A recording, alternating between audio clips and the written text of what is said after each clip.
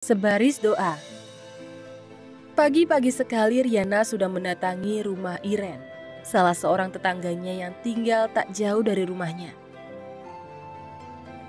Niatnya adalah untuk menitipkan Vio, sebab Mbak Anggi sudah memberi peringatan agar ia tak lagi membawa Vio ke rumahnya. Iren sendiri adalah seorang janda beranak satu yang tinggal bersama anak dan ibunya. Kehidupannya tak berbeda jauh dari Riana. "Maaf ya Ren, aku ngerepotin kamu dengan menitipkan Vio," ucap Riana sungkan kepada wanita yang hampir seusia dengannya itu. "Sama sekali enggak ngerepotin kok, Riana. Kamu tenang aja, Vio biar sama aku di sini," balas wanita itu ramah. "Aku benar-benar enggak enak sama kamu, apalagi kamu juga ada pekerjaan di rumah." Sebenarnya Riana pun berat hati meninggalkan putrinya. Namun ia tak punya pilihan. Selain itu, Iren adalah satu-satunya tetangga yang cukup dekat dengannya. "Kenapa harus nggak enak sih?" Wanita itu tersenyum. "Lagian di sini ada Raffi, jadi Vio nggak sendiri mainnya." "Sekali lagi terima kasih Ren. Aku nggak tahu harus bagaimana berterima kasih." "Sama-sama, aku senang kalau bisa bantu." Riana lantas membelai puncak kepala putrinya yang tertutupi hijab. "Bunda tinggal dulu ya sayang. Vio jadi anak yang baik dan dengar apa kata Tante Iren." Gadis kecil itu mengangguk pelan. Tatapannya seketika berubah sendu. Di kepalanya masih terekam jelas betapa mengerikannya Mbak Anggi yang memarahinya habis-habisan. "Bunda, kalau Bu Anggi marahin Bunda lagi, ngadu aja sama Allah, biar Bu Anggi dihukum sama Allah." Ucapan polos itu menciptakan senyum di sudut bibir Riana. "Gak boleh gitu sayang, kita doain aja Bu Anggi supaya Allah melembutkan hatinya." "Tapi Bu Anggi itu kan galak dan jahat, suka marahin Bunda," ucapnya lirih. "Gak ada manusia yang benar-benar jahat sayang. Semua manusia itu punya hati yang baik. Hanya saja, kadang lingkungan dan keadaan yang memaksa orang untuk berbuat salah. Makanya kita harus selalu berdoa supaya Allah selalu melindungi hati kita. Vio mengerti kan?" "Mengerti Bunda." "Ya sudah, sekarang Bunda pergi dulu. Bekal makan Vio ada di dalam tas." Tak ingin merepotkan Iren, tadi sebelum meninggalkan rumah, Riana sudah menyiapkan nasi goreng dengan telur dadar untuk makan siang putrinya. "Tapi Bunda pulangnya jangan malam ya," pinta gadis kecil itu. "Iya sayang, Bunda usahakan pulang lebih cepat." Ia menciumi puncak kepala putrinya sebelum beranjak pergi.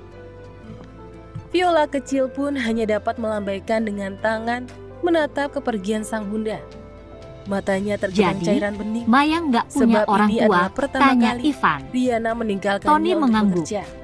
Ya, Perhatian Viola Nona kemudian Mayang tertuju hanya pada memiliki Raffi, kakaknya. anak lelaki usia Jadi, 7 tahunan Nona yang Mayang sedang bersedia memasukkan menjadi bungkusan istri keripik kontrak ke Anda dalam demi kotak kesembuhan kardus. kakaknya. Setahunnya, Bagus deh. sehari-hari Raffi berjualan Jadi, keripik buatan Aku ibunya nggak perlu di ngerasa sisi bersalah jalan. sama orang tua Mayang. Tatapan Aku sinis juga sang nggak perlu majikan berurusan menjadi sama sambutan mertua, pertama ujar saat Ivan Riana dengan tiba nada di rumah lega. itu. Bagaimana Mbak Anggi, kehidupan wanita Mayang berusia selama ini? 30 tahunan itu Nona tampak Mayang melirik bekerja dengan sambilan penuh setiap selidiki, hari setelah mencari kuliah. sosok anak kecil yang Senin kerap dan membuatnya Selasa kesal. menjadi tutor anak SD. "Kamu nggak bawa lagi anak Rabu kamu hingga itu?" Jumat, Nona Tanyanya. Mayang bekerja di sebuah "Saya restoran titipkan cepat anak saya ke saji dan tetangga, malam Mbak," minggu. jawab Riana. "Apa adanya." "Oh, syukur deh. Lagi pula anak kamu itu nakal. Saya nggak mau kalau barang-barang di rumah saya nanti habis dipecahin sama dia." Tak ada sahutan dari Riana mendengar makian yang ditujukan untuk putrinya. Tak ingin memperpanjang masalah, dia memilih memulai aktivitasnya dengan membuat sarapan. Jus apel dan roti panggang adalah menu wajib yang harus selalu tersedia sebagai menu sarapan sang majikan. Beberapa saat kemudian, terlihat Mbak Anggi keluar dari kamar dengan mengenakan jubah mandi. Ia meletakkan beberapa helai pakaian di sofa. "Riana, setrikain baju saya. Pagi ini saya harus cepat berangkat ke kantor." "Baik, Mbak." Riana yang sedang mengepel di ruang tamu itu menghentikan kegiatannya sejenak. Yang rapi setrikanya. Awas, jangan sampai gosong. Ini baju mahal. Tanpa kata, Riana mengangguk. Lalu meraih pakaian Mbak Anggi dan menyetrika.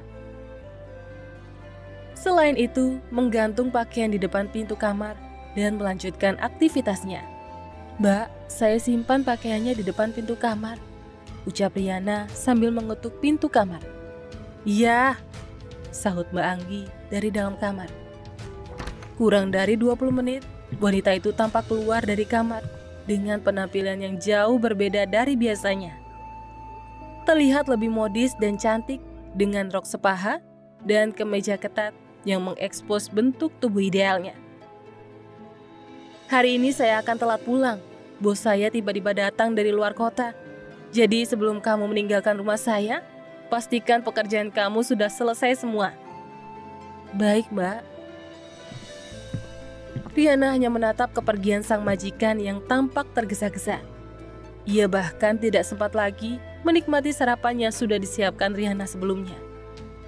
Di sisi lain, Gali harus menahan kesal saat tiba di lokasi pembangunan hotel dan mendapati segalanya tidak berjalan sesuai target.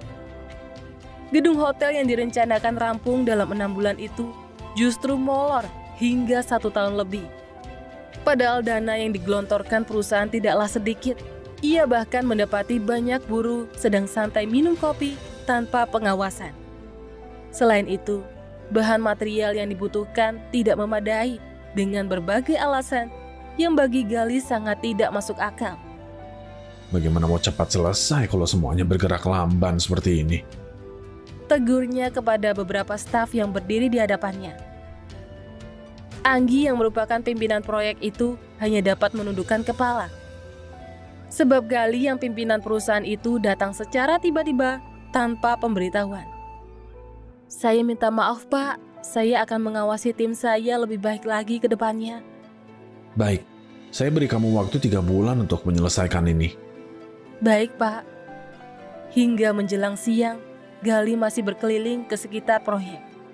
Sesekali ia tampak mengambil gambar di berbagai sudut dengan kamera ponselnya. Di sudut lain, Anggi tersenyum menatapnya. Tidak pernah terbayangkan sebelumnya bahwa pimpinan perusahaan tempatnya bekerja ternyata masih muda dan sangat tampan.